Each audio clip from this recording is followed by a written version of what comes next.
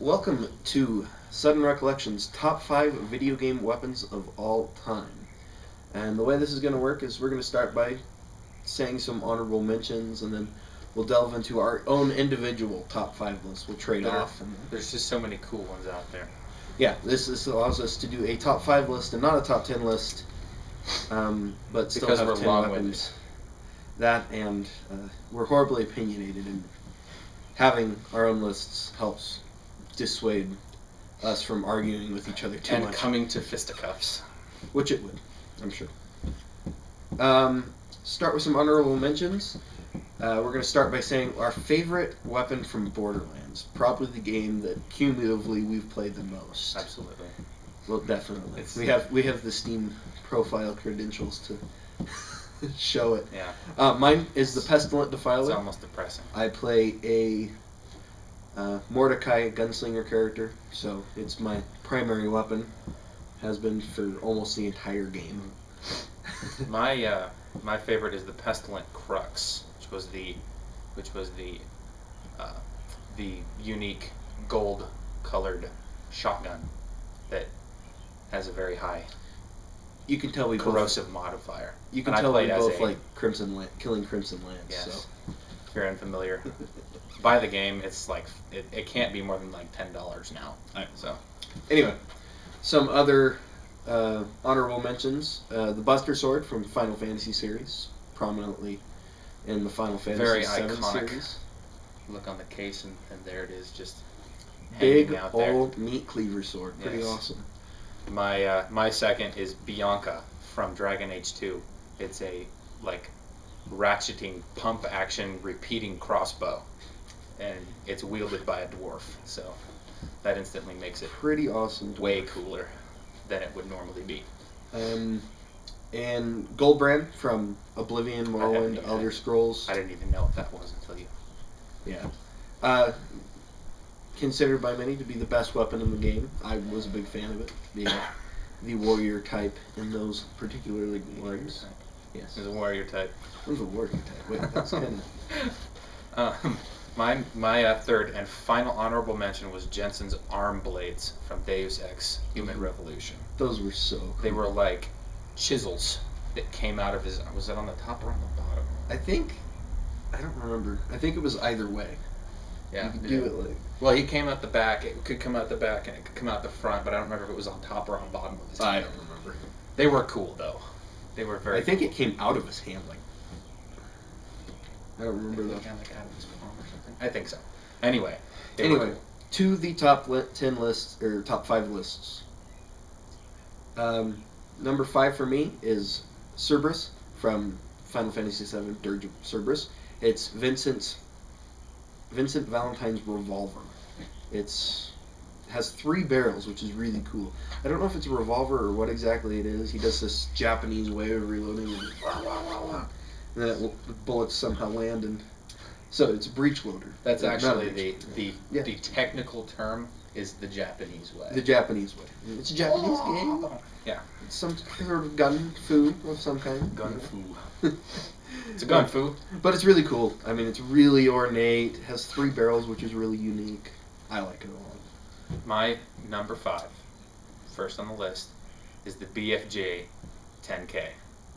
If you've played any of the classic id Software games in the past decades, you'll probably be familiar with what that is and what it does. Basically, this iteration would shoot out a green orb of death that would then electrocute and zap everything in the room. It was very expensive to shoot and hard to get, but totally worth it. And The big effing gun. yes, it is. Yes, it is. Moving on to number 4. Mine is the big effing gun of the Ratchet and Clank series. It's the RYNO, Rhino, or Rip Ya a New One, as it anachronized out. Anachronized? I can't pronounce words. But But it's pretty awesome. I mean, especially in the first game. I'm going to focus on the one in the first game because that's when I played most. In order to realistically make enough money to get this gun, you either have to play through the game like 20 times, or you can exploit this glitch that I think the developers put in on purpose just because you would not be able to um, make that amount of money in that game. Otherwise, you take this particular gadget you get through the game, and then you go to the hoverboard race and you exploit a glitch where you go to the spot where these bolt crates respawn, and you press this button on this gadget and it'll suck up all the bolts to you, and you have to basically tape down the circle button, I think is what it is, and leave it overnight, and then you'll finally have barely enough money to get this gun. But once you do it, you could speed run the game in like no time at all. But what's the point of that, though? It's so awesome. Okay. Shoots bazillions of missiles out. It's awesome. I'm gonna get a little bit obscure here. It's from the TimeSplitters series, TimeSplitters Future Perfect's the third one. It's the best in the series. One of my personal favorite games of all time, despite it being on a console. It's a gun called the Mag Charger. In the single-player campaign, it was decidedly uncool. All it would do is like zap electronics, cameras, and stuff like that. It would kill turrets and stuff in one hit. But in multiplayer, it allowed you to see through walls with like an X-ray scope kind of a thing. Once you got that thing, you go on a rampage. I have hours and hours of fond memories tied to this weapon. And it was a sniper rifle. It had a scope and could zoom in and stuff like that too. It's pretty cool. It was fun. I'm also going to start getting kind of obscure with my number 3. I'm a big Star Wars fan. I love everything Star Wars, and even some of the less good games that they put out. To an almost bizarre degree. Yeah. Well, it's gone beyond almost. It's pretty bizarre. But one game that was actually pretty good was Republic Commandos. It spawned a book franchise by Karen Travis, which is really good. I highly recommend it. Anyone that's a Star Wars fan, Gears of War fan, same author. Anything that spawns a book, I don't know. The mental imagery there is just confusing at best. Get your mind out of the gutter. I don't think that's a gutter. I don't know what it is, but get it out of there. I'm confused now. Anyway, one of the you should be. One of the cool things from this game was the character you were playing, Boss. He's a clone commando, and one of the weapons that he has at his disposal, that's his code name, was this vibroblade that would pop up out of his gauntlet. What's a vibroblade? Pray tell. We need a whole nother video. We need to explain that. I could do that. If you want me to, post it in the comments, and then I'll do a video. I went on a Star Wars wiki crawl last night, and I don't even like Star Wars. To find out what a vibroblade is? I was sitting there thinking to myself, why am I reading this? And I couldn't stop. Yeah. I spent like 3 hours to my life. And well into the wee hours of the morning.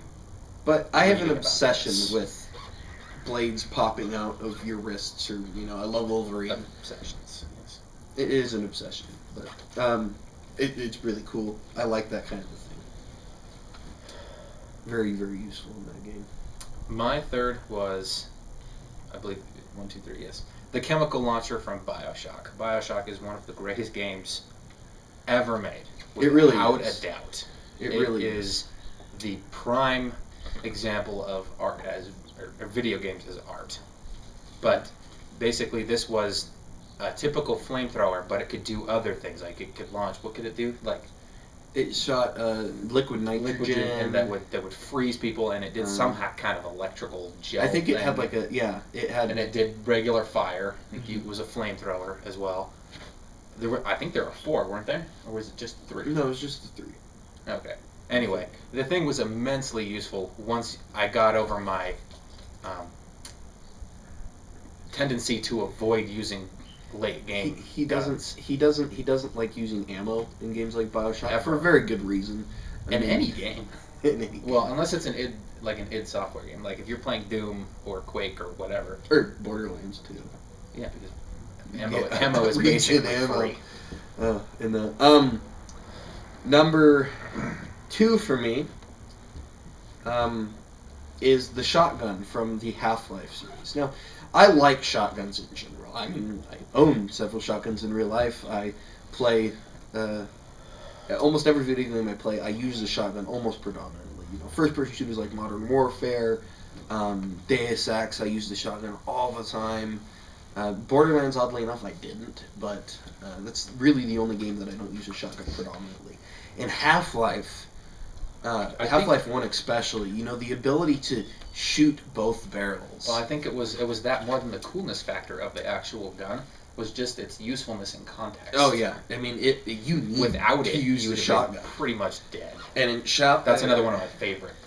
Half-Life 2, when you go through Ravenholm, if you don't have that shotgun, or you're not really, really good, and even if you're really, really good with the shotgun, you're gonna die. I prefer the blades, the saw blades myself. And I use the shotgun all the time. I mean, I've gone through with the saw blades just so that I can pick up all the extra shotgun ammo they have for later in the game. But I use the shotgun all the time. My number 2 is debatably one of the coolest and most unique guns in any game I have ever played. See, I have never even heard of the game before. Perfect Dark. I can't believe he's never heard of Perfect Dark. It was the unofficial kind of sequel to GoldenEye. Yeah. And it was better in every way, every conceivable way. It's the laptop gun. If you're a fan of the series, then you know it was amazing. It was a very well-rounded, high-powered assault rifle when you were just using it, but you could also place it on the table like so. Except, you know, back when it was the laptops were actually the size of the table. Yeah.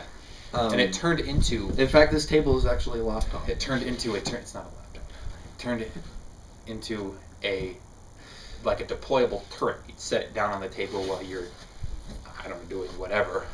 I don't know why you would put your gun yourself down. in the bathroom. Apparently, ostensibly you could do this. Taking but it was very, very cool. It's a pretty impressive game if you can actually go to the bathroom in it with your laptop. Anyway. My number 1. 3 words, buddy. Is Duke Nukem Forever. My number 1 is the Master Sword from Legend of Zelda, the entire franchise. I mainly played the first one, kind of, and then the SNES version a lot. So that's where my base is, just so you guys know. The N64 ones were the best, but I didn't play them. I played Majora's Mask, but I did not play Ocarina of Time. Still haven't. I really do need to. It is weird, but you know, it's the Master Sword. It's freaking awesome. I don't even explain. It's iconic. It's a sword. It is super iconic. That's the one thing that it does have, and it has all kinds of like special powers that nobody quite understands. It shoots laser beams. It's definitely a Deus Ex Machina in every single game. Like it's for some reason, it's the Master Sword. Right. I should have known. Yeah, it can do anything. It is the MacGuffin of all MacGuffins, and it is really cool. My number 1 is the laser-guided rocket launcher from the Half-Life franchise. They didn't change a lot of their weapons. They brought a lot of their weapons back. They added the gravity gun, and they figured, that's good enough. Yeah, the gravity gun was very cool. But the laser-guided rocket launcher, this was a brand new thing. It was very cool at the time. It would allow you to guide the rockets that you fired with actual, like, the laser dot. It would home in on wherever your laser dot was hitting. It was also dangerous. Yeah.